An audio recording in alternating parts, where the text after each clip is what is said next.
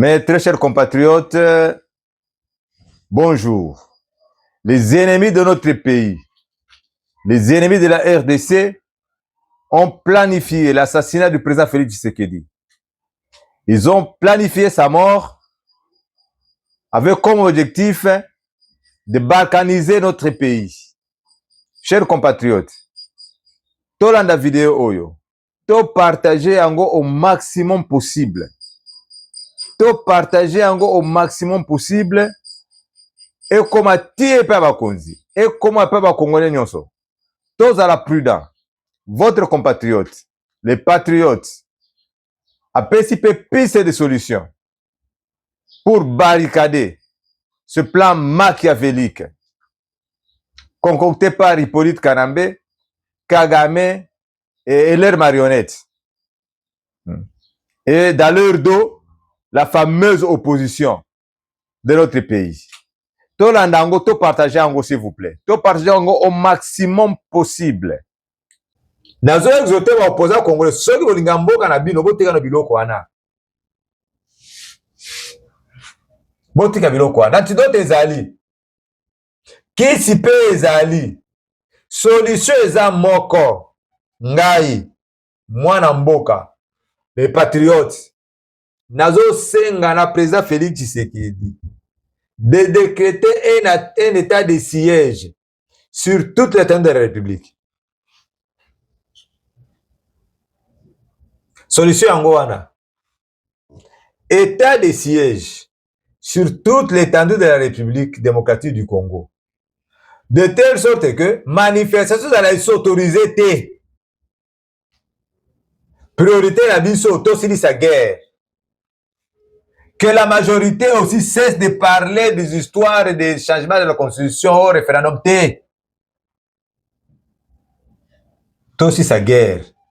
Après guerre sili, bolongo l'état de siège, tobandi siko mutu mutasa siko campagne na ye, so tolingi référendum ya nini ça va bakoboya baboyo bakonya bakondima. Mais moi je suis sûr, persuadé, 100%, ceux qui kaka tosili si guerre ya est nyonso ya RPM du Congo et que voter pour le référendum, changement de la constitution.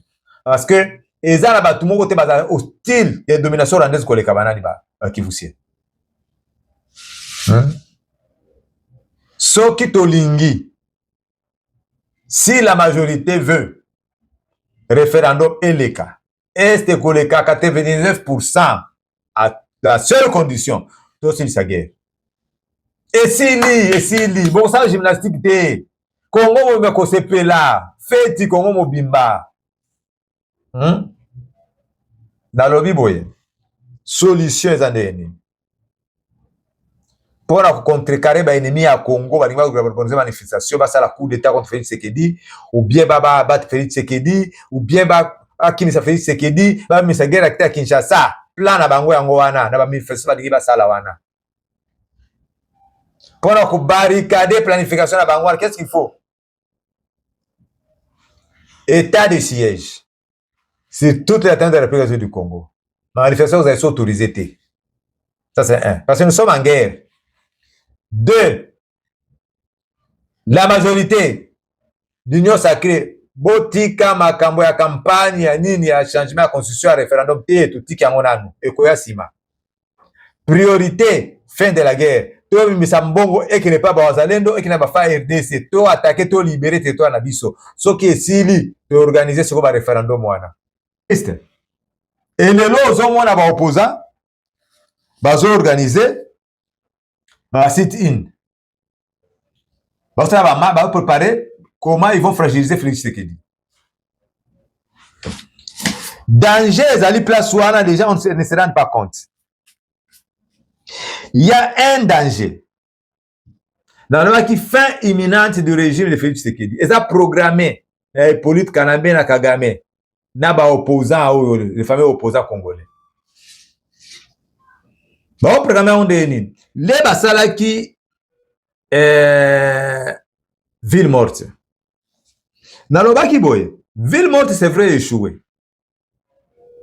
Mais ezanine, avertissement.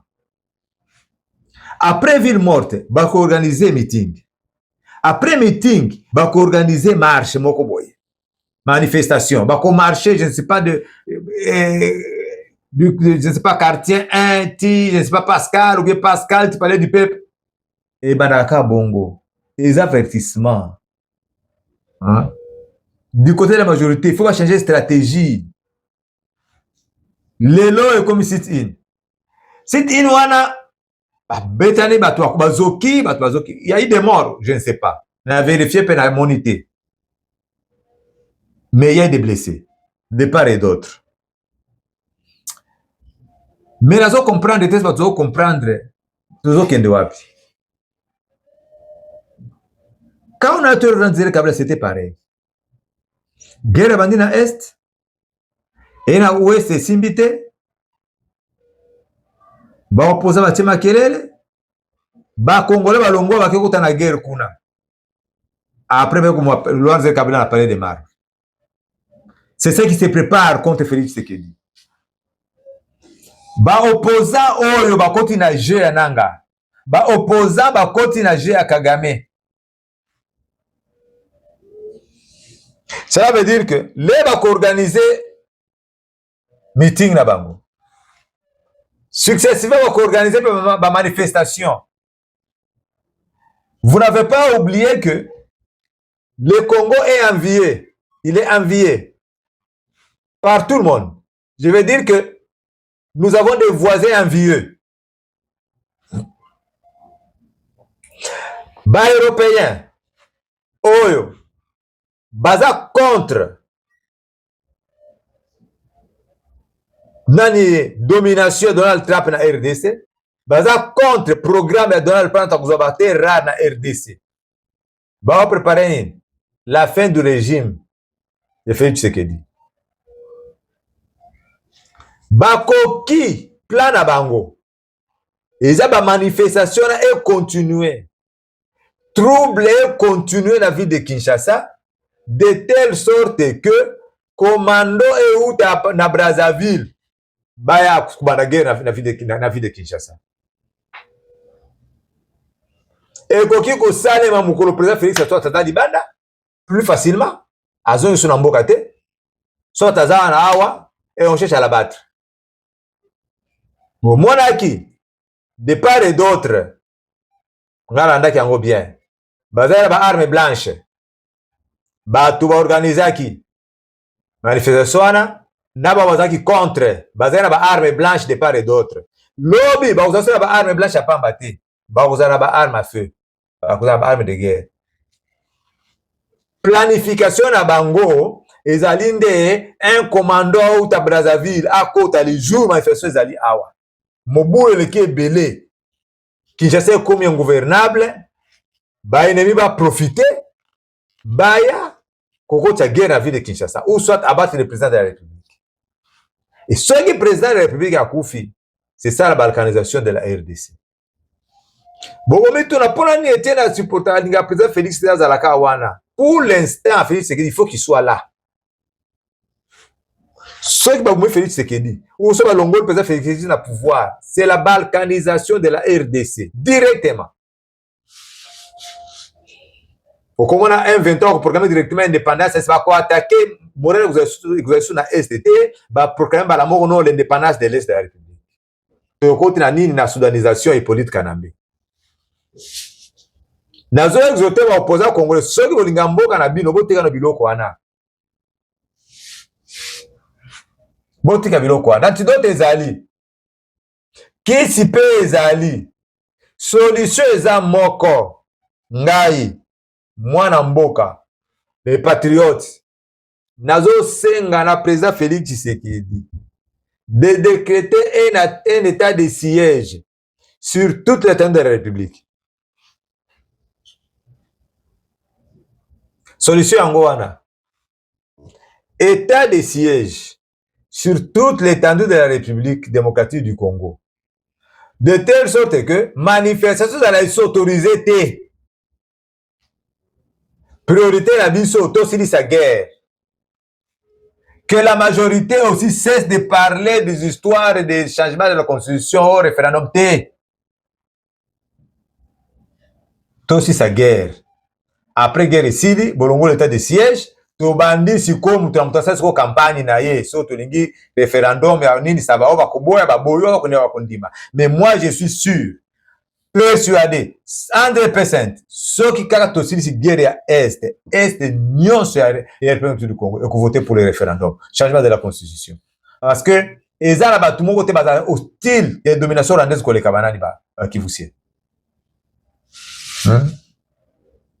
Soki tolingi, si la majorité veut référendum eleka, est koleka 99% à la seule condition, c'est sa guerre.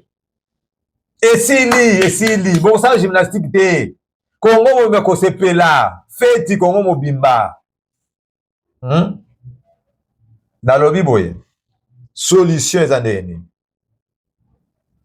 Pour contrecarrer les ennemis à Congo, il va organiser une manifestation, va faire la coup d'état contre Félix Tshisekedi, ou bien va battre Félix Tshisekedi, ou bien va Kinshasa Félix Tshisekedi, va mettre guerre à Kinshasa, plan à bango yango wana, na ba manifestation ba diba sala wana.